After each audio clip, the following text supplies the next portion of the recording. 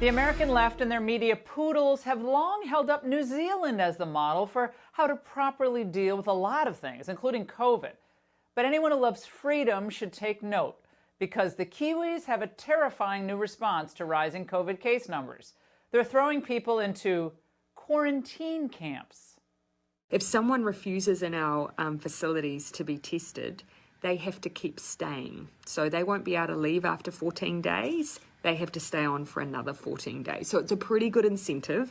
You either get your tests done and make sure you're cleared, or we will keep you in a facility longer. So I think most people will look at that and say, I'll take the test.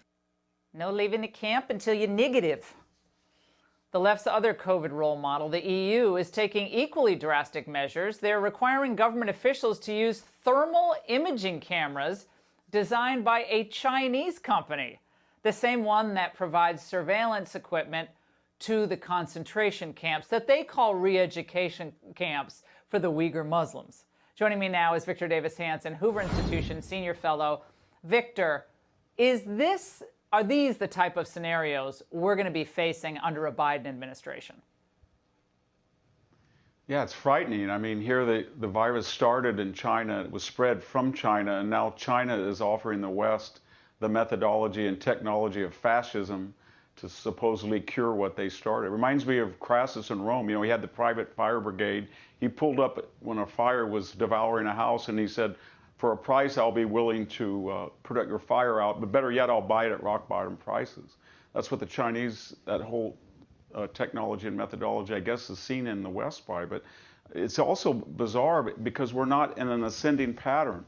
We're having 1 million tests per day almost, so we're bound to have more cases. But the cases are mostly asymptomatic. They're more younger. The death rate is going back down. The therapeutics, medicines are improving. The vaccination is on the horizon. It's not the time to double down on this lockdown. And it begs the question, why are these people doing these things? And in the case of New Zealand, they have a nation of 5 million people. They've only lost, tragically, but they've lost 25 people. That's an astounding low number to throw away personal freedom. And here in the United States, whether it's Gavin Newsom or Michelle Obama or Joe Biden, they've all said that this is an opportunity not to let it go to waste, as Hillary Clinton was explicit about it. They want to use the pandemic and the lockdown to recalibrate things. Yeah, speaking of that, but that's why these polls showing that Trump is behind in Michigan, given what's at stake in Michigan, Victor, with future lockdowns, which you know they're coming. You know they're coming under Biden. They're setting the table for that if he wins.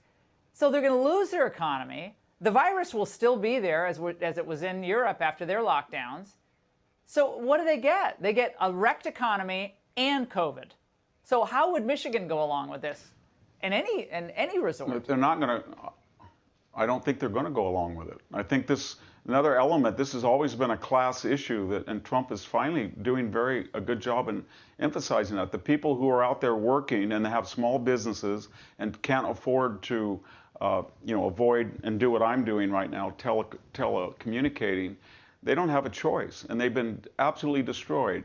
And Amazon and Walmart and all these large conglomerates and people in the professions and insurance and law, high tech, they've done pretty well. And they're the people telling the rest of the country, you've got to lock down more, you've got to lose more money, we have to have zero chance that you're going to get infected.